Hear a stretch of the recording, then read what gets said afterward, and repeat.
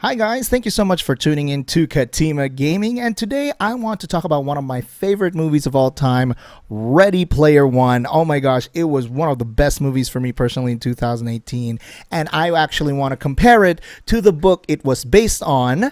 The book itself was the debut novel of Ernest Cline, and it was actually written back in 2011. The movie blew my mind, and when I heard that it was based on a book, I had to get it, and it blew my mind even more. It was a wonderful adventure.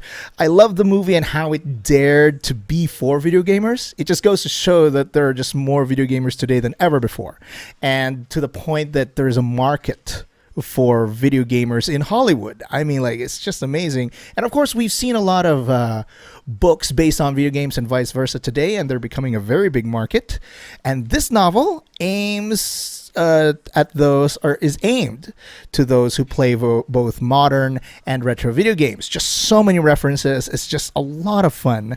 And watching the movie and reading the book, just what a great adventure, guys. I really feel enriched today thanks to those two. So the frequently asked question when it comes to movies based on books is the book better? Oh my gosh, is the movie better? Most of the time, the book is just so much better, and you just should read it and don't even bother watching the movie. I mean, like, that's the is it better though? So yada yada yada. And I have to say, based on my knowledge on movie adaptations of books, is that neither are worse nor better than the other. Seriously, the book and the movie stands out amazingly on their own.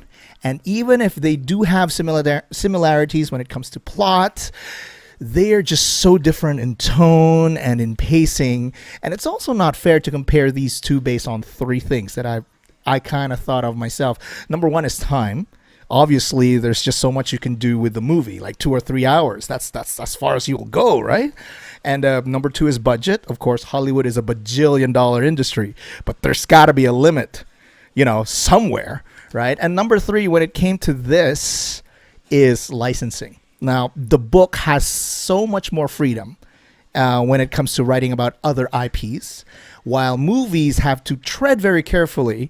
And that's why it was just so amazing with the movie, how Ready Player One, the movie, still did a great job in spite of those limitations. I mean, like, in the movie, you saw Halo, Teenage Mutant Ninja Turtle, Gundam. There was just so many IPs that I don't know how did they get the license to, how did they pull that off? How did Hollywood pull it off and get all of those characters into one movie?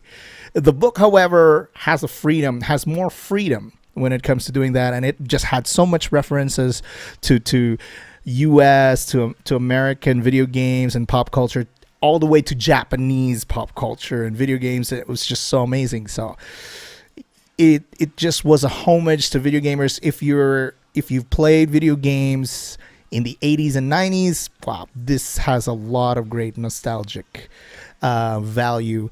And even if you like video games, remotely like video games, I mean, this is just for you guys. It's just so much fun.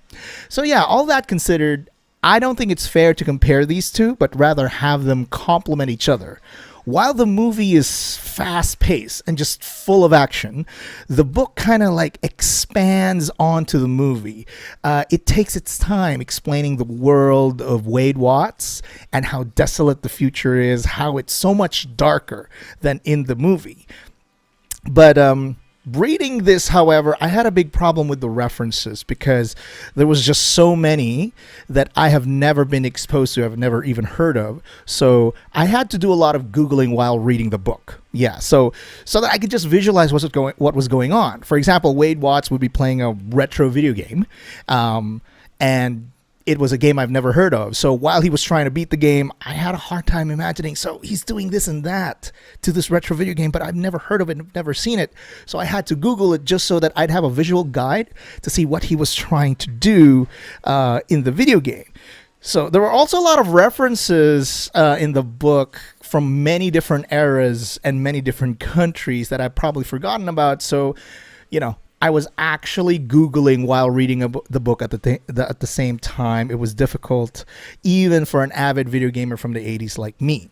The movie, however, being a Hollywood film, had plenty of US and obvious Japanese video game references, Gundam, Godzilla, and all, etc., that even the most casual gamer can relate to right away and just be so excited about it. They're all recognizable, and the movie makes a great action adventure.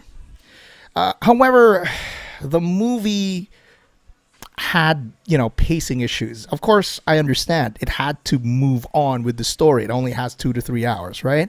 And the movie had to make these personal transitions of the characters very rushed.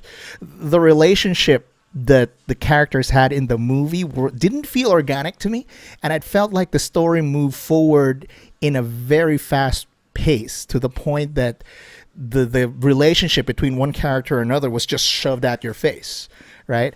I mean, when you are watching the movie, when you want them to meet in real life someday, like you're playing with a friend and they get to meet in real life, they had no time for these emotions to sink in. In the book, however, man, when one character meets with another in real life for the first time, it just explains the emotions. It explains all the excitement and the fear of meeting your playmate for the first time after playing video games for a long time. It's touching, it's emotional, and even you get excited seeing them meet finally while you're reading the book. However, like I said, the movie has no time for that. So it's like, yeah, hey, I'm him, you're him. Nice to meet you. Let's go. We have things to do. It was just so rushed. So I didn't feel like it was organic at all.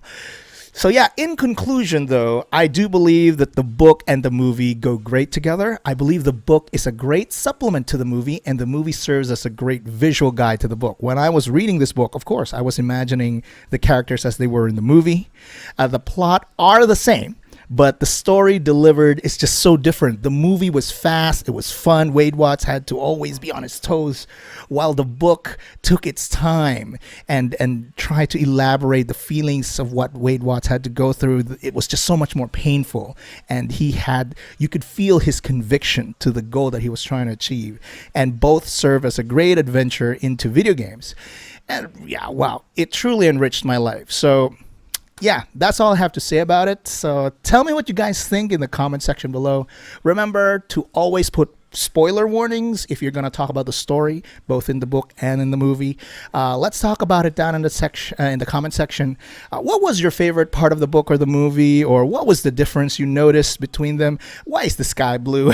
Whatever. See you all down there. Thank you so much, guys, for watching. I hope this helped you a lot when it comes to both of these things, and I'll see you in our past, present, and future videos. Embrace the game, everyone.